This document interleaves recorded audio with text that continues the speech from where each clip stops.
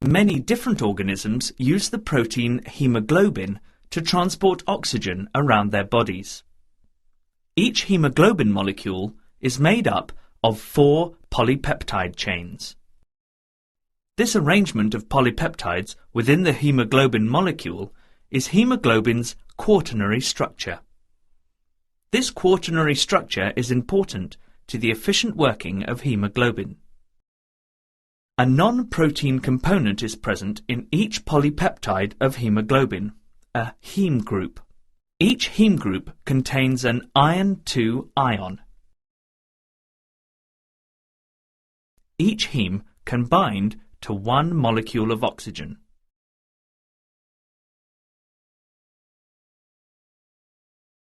The quaternary structure of hemoglobin has an important role to play in hemoglobin's ability to take up oxygen in the lungs and release it to the tissues. When the first oxygen molecule binds to a hemoglobin molecule, a tiny change in shape runs through all the polypeptides. This increases the hemoglobin's ability to bind with oxygen, its affinity for oxygen. The polypeptides can now readily take up oxygen till all 4 polypeptides are binding oxygen, if there is sufficient oxygen available. 3 more oxygen molecules can now readily bind to the other 3 heme groups. The hemoglobin is now bound with as much oxygen as it can hold. It is said to be 100% saturated with oxygen. The quaternary structure of hemoglobin is also involved in the release of oxygen to the tissues. When a fully oxygenated hemoglobin molecule releases 1 oxygen molecule, the hemoglobin molecule changes to a form that has a lower oxygen affinity, making it easy for the remaining 3 oxygen molecules to be released. 3 more oxygen molecules are now readily released from the hemoglobin.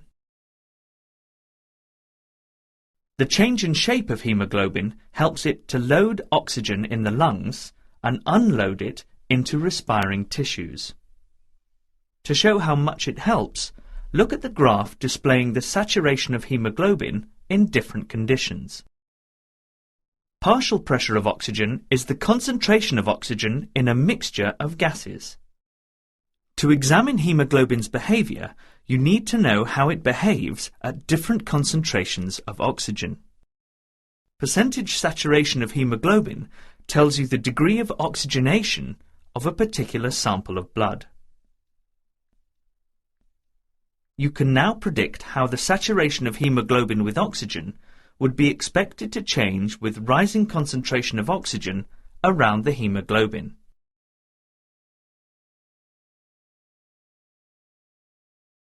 What you actually get is an S-shaped curve called the oxygen dissociation curve for hemoglobin. It is S-shaped because of the changes in oxygen affinity. At low oxygen concentrations, the saturation of hemoglobin with oxygen is lower than you would expect.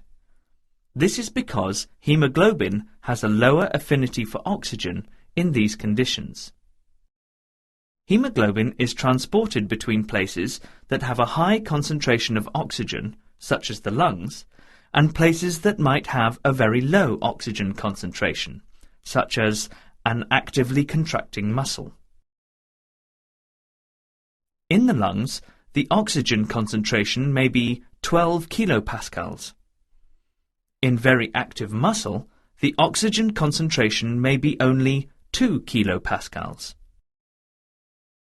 There are several features of the oxygen dissociation curve that show why loading and unloading oxygen is so efficient. Above all is the sensitivity of hemoglobin to oxygen concentration, where the curve is at its steepest. When hemoglobin that is fully saturated meets an environment where the oxygen concentration is low, hemoglobin is very ready to release oxygen to the tissues. This is because hemoglobin's affinity for oxygen is much lower in the lower oxygen concentrations. At the oxygen concentrations present in the lungs, The high affinity of hemoglobin for oxygen results in hemoglobin becoming 100% saturated before it leaves the lungs. The lowered affinity for oxygen at low oxygen concentration means that hemoglobin can release most of its bound oxygen even before the oxygen concentration around it reaches zero.